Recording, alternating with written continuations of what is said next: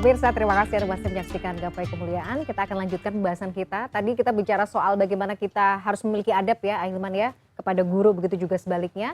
Yang juga tidak kalah penting sebenarnya yang jadi problem dalam sektor pendidikan kita saat ini ya, masalah bullying. Ini juga penting ya. Karena kita lihat juga beberapa kasus banyak terjadi, korban bullying ini luar biasa, menyimpan traumanya, bisa berdampak pada kepribadiannya bahkan sampai dewasa. Nah, sebenarnya Islam itu melihat bullying seperti apa ya Hilman? Kalaupun misalnya mungkin kita memiliki keluarga ya, atau ya itu tadi mungkin anak yang menjadi korban bullying, sebenarnya kita tuh harus bersikap seperti apa dalam perspektif Islam? Iya, jelas dalam Islam bullying, mengolok-olok, menghina, merendahkan orang lain itu adalah perkara yang sangat dilarang, diharamkan dalam agama kita. Bisa dilihat di Quran surat Al-Hujurat itu, ya. Ayat 10, 11, 12 itu menggambarkan bagaimana sikap-sikap yang harus dijauhi sebagai seorang muslim. Karena hakikatnya setiap kita ini bersaudara. Ya. Maka apa yang kita hadirkan kepada saudara kita itu harus ditempatkan sebagai bentuk persaudaraan. Nah sekarang bagaimana mungkin seorang saudara bisa menghina satu sama lain, bisa mengolok satu sama lain. Maka jangan sampai ada bullying di antara kita. Jangan sampai ada hina menghina di antara kita. Karena boleh jadi yang kamu olok-olok itu lebih mulia daripada kamu yang mengolok-oloknya. Nah sekarang pertanyaan selanjutnya, berarti di mana titik kritikalnya yang perlu kita hadirkan? Yang pertama tentu di rumah, di keluarga. Orang tua kuatkan setiap anak kita dengan mental yang baik. Nah kamu bersyukur dilahirkan ke muka bumi. Nah, kamu diciptakan oleh Allah. Nah, kamu digenggam takdirnya oleh Allah. Nah, berjalanlah di muka bumi dengan rendah hati dan seterusnya. Nah, ini pendidikan. Kalau setiap keluarga mengajarkan itu kepada anaknya, tidak akan ada orang yang jadi korban bullying. Dan yang paling penting, tidak ada juga orang yang membuli. Karena bagaimana mungkin dia bisa menghina, membuli saudaranya, sedangkan dia diciptakan oleh Tuhan yang sama, yaitu Allah Subhanahu wa Ta'ala. Maka keluarga tuh perlu hadir, betul. perlu nampak memberikan pendidikan kepada anak agar kemudian mentalnya menjadi lebih baik. Maka dalam surat Luqman ayat 12 sampai 18 itu kan digambarkan pola pendidikan yang harus dihadirkan. Jadi yang pertama, ajarkan anak kita agar memahami ilmu akidah, tauhid yang kuat. Mengesahkan dirinya kepada Allah Subhanahu wa Ta'ala. Yang kedua, ajarkan anak kita urusan syariat. Mana yang jadi kewajibannya, mana yang menjadi larangannya. Kewajiban, lakukan, larangan, tinggalkan. Ini harus jelas. Yang ketiga, akhlak. Betul, akhlak. Ternyata adab itu penting. Akhlak itu penting. Maka yang pertama, akhlak kepada Tuhannya, kepada Allah. 2, akhlak kepada Rasulullah. 3, akhlak kepada orang tua. Akhlak kepada sesama. Bahkan akhlak kepada orang yang berbeda keyakinan pun dengan dia, itu diajarkan di orang tua. Maka luar biasa Quran menggambarkan bagaimana pola pendidikan yang ada tersebut. Sampai kemudian menumbuhkan rasa syukur, menumbuhkan rasa-rasa untuk senantiasa menerima takdir yang Allah berikan. Ini PR orang tua yang sangat luar biasa. Betul, betul. Berarti sekarang kalau Mbak Mila bertanya, kenapa ada masalah seperti itu? Cek, barangkali ada problem di keluarga. Ada program di orang tua. Maka nanti petakan, posisikan antara ibu dengan ayah. Ternyata dalam Al-Quran Mbak Mila, percakapan antara ayah dengan anak dan ibu dengan anak, ternyata itu lebih banyak percakapan antara ayah dengan anak. Seakan-akan itu Al-Quran menggambarkan bagaimana peran seorang ayah untuk menghadirkan komunikasi dengan anak. Maka izin mohon maaf, saya, ayah, para pemirsa yang jadi ayah itu perannya sangat sentral di rumah tangga, di keluarga. Kalau ibu adalah madrasah yang pertama, sekolah yang pertama, maka ayah adalah kepala sekolahnya. Ayah yang nyusun kurikulum, ayah yang nyusun bagaimana silabus pendidikan anak, ayah yang menyusun grand strategi anaknya akan jadi seperti apa, itu ada pada ayah. Maka persoalan pertama yang barangkali jadi catatan untuk kita hari ini, ada istilah namanya fatherless. Fatherless. Jadi seorang ayah yang kehilangan sosok, seorang anak yang kehilangan sosok ayah di keluarga. Dan itu pada akhirnya membuat dia berontak. Kalau dia anak laki-laki, izin mohon maaf ya, hilang sikap karakter laki-lakinya. Maskulinitasnya ya. Ya, jadi sikap tanggung jawabnya, setianya, berkorbannya gitu, itu kan sikap-sikap laki-laki. Itu menjadi terkikis karena tidak hadir sosok ayah. Atau sebaliknya, ketika anak perempuan, maka akan hilang sosok portofolio laki-laki teladan dalam pandangannya. Sehingga pada akhirnya dia mudah untuk menyerahkan hatinya kepada yang lain. Karena di rumah dia kehilangan. Tapi bukan berarti saya ingin mendiskreditkan yang tidak ada ayah ya. Tapi ini artinya kita yang masih diizinkan ada seorang ayah. Makanya nanti kalaupun Ustaz, kalau saya sendiri gimana? Jadi single parent. Maka seorang ibu perannya jadi double kan. Dia berperan jadi seorang ibu, dia berperan jadi seorang ayah. Tapi ketahuilah, selama kita bersandar kepada Allah, tidak ada yang harus kita khawatirkan dan kita sedihkan. Karena Allah akan berikan kekuatan. Jadi saya mau bilang begini, bahwa PR pertama ada di keluarga. Setuju. Yang kedua, Fondasi. tentu sekolah. Dan sekolah itu kan istilahnya sarana yang kemudian menjadi kesempurnaan dalam pendidikan. Jadi bukan berarti gini, orang tua kalau udah nyekolahin anak itu jangan, udahlah, gitu. Bukan begitu. Orang tua dan sekolah itu bekerja sama, berkolaborasi. Ya, bagaimanapun lebih lama waktu di rumah daripada di sekolah, betul? Maka jangan sampai saat dia sekolah dia menemukan pendidikan, tapi saat dia kembali ke rumah itu hilang pendidikannya. Maka yang namanya orang tua, jadikan sekolah sebagai mitra kolaboratif kita untuk menghadirkan kebaikan sama anak kita. Itu akan jadi saling akan menguatkan. Maka jangan sebel kalau dikasih PR. Karena PR itu buat kadang-kadang emaknya yang sebel. Emaknya yang nambah kerjaan. Padahal itu adalah cara berkolaborasi menjadi mitra yang menghadirkan kebaikan. Gitu. Ahilman, menarik sekali. Kita akan lanjut ke segmen berikutnya. Pemirsa, kita sudah dulu. Jangan kemana-mana. Gapai Kemuliaan akan segera kembali setelah yang satu ini.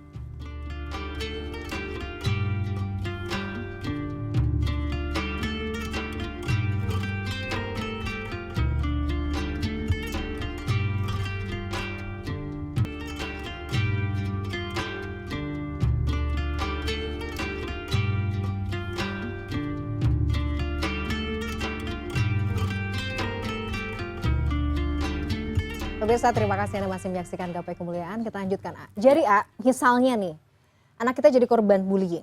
Kita harus ajarkan dia supaya berani untuk bersikap, berani untuk melawan. Boleh nggak seperti itu? Ya supaya nggak terima-terima aja dong misalnya mendapatkan perlakuan yang nggak baik dari teman-temannya misalnya. Iya, tentu seorang anak kan cara bersikapnya itu akan tergantung bagaimana cara dia memahami konteksnya. Kalau saya sih, ya tentu harus dikuatkan sama orang tua dulu. Berarti ya kita panggil anak kita, kita kuatkan. Bahwa yang namanya hidup kan tidak akan semuanya orang suka sama kita. Jadi gimana? Ya bukan berarti lemah gitu. Nah, tinggal kita panggil gurunya. Setuju. Sampai nanti komunikasikan sama orang tua dari murid yang membuli anak kita. Tapi sisi kita sebagai orang tua tetap kuatkan anak kita. Enggak kok, enggak benar apa yang disampaikan oleh teman kamu itu gitu. Ya kalau sekarang disuruh melawan jadi berantem, ya apakah menyelesaikan masalah? Tidak. Tapi yang harus diketahui bahwa yang dibully itu punya trauma yang cukup kuat loh. Maka jangan sampai kita menghina orang lain, jangan sampai mengolok-olok orang lain, jangan sampai kita membuli orang lain. Kamu mudah minta maaf sama dia, tapi rasa sakitnya itu akan terus berkepanjangan. Apalagi dibully saat kecil. Itu membekasnya luar biasa. Maka sekarang tinggal bagaimana orang tua menguatkan anaknya agar tetap tegar menjalani hidupnya. Ya kalau di sekolah itu ternyata memang mohon izin ya, tempatnya tidak mendukung dan ternyata masih begitu, saya kira untuk melepaskan anak kita di tempat itu lebih baik daripada membiarkan anak kita dalam kesedihan dan perasaan yang sangat sakit di tempat itu. Jadi kita juga melihat bagaimana si anak ya kondisinya. Lihat dulu. Dan saya percaya sih memang akarnya itu di keluarga. Ini anak akan menjadi, kalaupun dia misalnya menjadi korban bullying gitu ya, tapi kalau memang secara mental memang oleh keluarga, oleh ayah, ibunya dididik dengan mental yang kuat, mungkin akan bisa menghadapi itu semua ya. Karena dunia kan tidak selalu sesuai dengan keinginan kita kan ya. Dan ya dunia memang begitulah ya. Ya, bila bila nanti kamu besar ternyata dunia tidak Tidak. berpihak untuk dirimu, kamu harus lebih kuat dengan Ya. itu. Tapi catatannya begini, kenapa sih yang kita bahas tuh lebih kepada yang dibully? Dia Kenapa yang pembuli ini. kenapa kita nggak pernah nyinggung orang yang membuli itu? Mungkin Ini ada pendidikan apa yang salah di orang tuanya? ya. Sampai mohon maaf ya, ini agak keras mungkin kalimatnya. Sampai sampai anakmu membuli anak orang lain lain. gitu. Maksud saya yang harus disalahkan bukan hanya anaknya, tapi barangkali orang tua yang ada di rumah itu, Abai. Anda mengajarkan apa kepada anak Anda gitu. Apakah Anda lupa untuk hadir di tengah anak Anda sampai anak Anda kemudian membuli orang lain? Dan itu menurut saya lebih deep gitu Mbak Iya, Mila untuk betul. kita bahas gitu. Makanya saya akan lebih sedih. Saya nih ya, akan lebih sedih kalau anak saya yang membuli orang lain. Nah, iya. Daripada mohon izin, mungkin anak saya dibully gitu. Ya itu juga sedih sih. Tapi kayaknya akan jauh lebih sedih kalau kenapa kamu ngehina anak orang gitu? Kenapa kamu nyakitin anak orang? Mungkin dia sendiri malah kadang-kadang iya betul sih Ahilman. Bahkan mungkin si pelaku bully ini Merasa- bisa jadi juga sebenarnya korban juga. Bisa ya. jadi. Bisa Nah, jadi kita kan nggak tahu. Ini korbannya di mana? Boleh jadi jadi. di keluarga. iya, Dia tidak menemukan satu tempat yang menjadikan dia merasa bangga di keluarga itu. Iya. Maka ujungnya dia mengambil alih peran dia untuk membuli orang lain agar dia dianggap prestisius, keren. Dianggap, Akan ya. dianggap jadi sesuatu. Betul. Boleh jadi itu kan? Iya, Makanya catatan pentingnya bukan Orang hanya tua. ada pada yang dibully. Yang dibully jelas sakit. Iya. Jelas sakit. Tapi ini yang membuli bagaimana caranya dia bisa sadar diri gitu loh. Untuk tidak terjadi itu. Makanya campaign tentang stop bullying, no bullying itu harus terus dihadirkan di sekolah. Apalagi ya dalam perspektif yang lebih luas Islam tuh sudah mengatakan di awal jelas mengolok-olok, menyakiti orang lain itu udah. Dan ingat, muslim Dosa yang besar. baik itu adalah muslim yang bisa menyelamatkan muslim yang lain dengan tangan dan lisannya. Nah, coba kalau ini kemudian kita tanamkan, Nah. kita internalisasikan ya value ini kepada anak kita dari Semua. kecil. Betul. Makanya Kita ya bisa izin menekan potensi izin itu. bukan berarti kita menyampaikan, misalnya kan kita suka bilang bahwa anak baik itu apa? Misalnya mohon izin ya. Karena kalau kamu ranking 1 baik, kalau kamu hafiz Quran baik. Bagus dong. Ya. Tapi jarang gue bilang, "Nah, kamu tuh akan jadi anak yang baik kalau kamu baik sama orang." Iya, betul. Kayaknya campaign itu tuh jarang gitu. Gitu. Menjadi anak baik itu menurut saya jauh lebih penting ya. Iya. Menjadi anak yang baik ya. Iya, makanya kan ada istilah pinter, ada istilah bener. Kalau hanya sekedar pinter, ya udah pinter. Tapi jadi bener itu yang susah. Makanya mulai hari ini, nak, kamu itu mau jadi orang baik, mau. Gimana caranya? Baik sama orang. Kamu pengen ditolong sama Allah, mau tolong orang. Nah itu bahasa-bahasa itu harus ditanamkan kepada anak-anak kita. Betul. Agar anak kita bisa memahami perspektif bahwa aku jadi orang yang paling baik ketika apa? Khairun nas anfa'uhum linnas. Sebaik-baiknya manusia yang paling bermanfaat bagi orang lain. Itu poinnya. Dan saya saya juga ingat Ahilman juga pernah menyampaikan ini beberapa kali ya dalam pembahasan soal bagaimana mendidik anak di dalam rumah tangga. Itu juga kita melihat dari orang tua. Anak itu kan juga melihat dari teladan orang tua ya. Iya. Jadi orang tua juga harus mencontohkan itu kan Harus. gitu. Dan yang paling sederhana begini. Seperti apa kita memperlakukan orang tua kita, maka seperti itu jugalah nanti anak kita memperlakukan kita. Maka hari ini kita yang punya orang tua, berbuat baik sama orang tua. Dan itu perlihatkan ke anak kita. Agar anak kita tahu bagaimana caranya memuliakan orang tua. Kita punya tetangga. Itu tunjukkan kepada anak kita bagaimana cara kita memperlakukan tetangga. Agar anak kita nanti punya tetangga, dia memperlakukan seperti hanya kita melakukan tetangga. Makanya izin ya, kadang-kadang orang tua suka ngomongin orang di depan anak kita.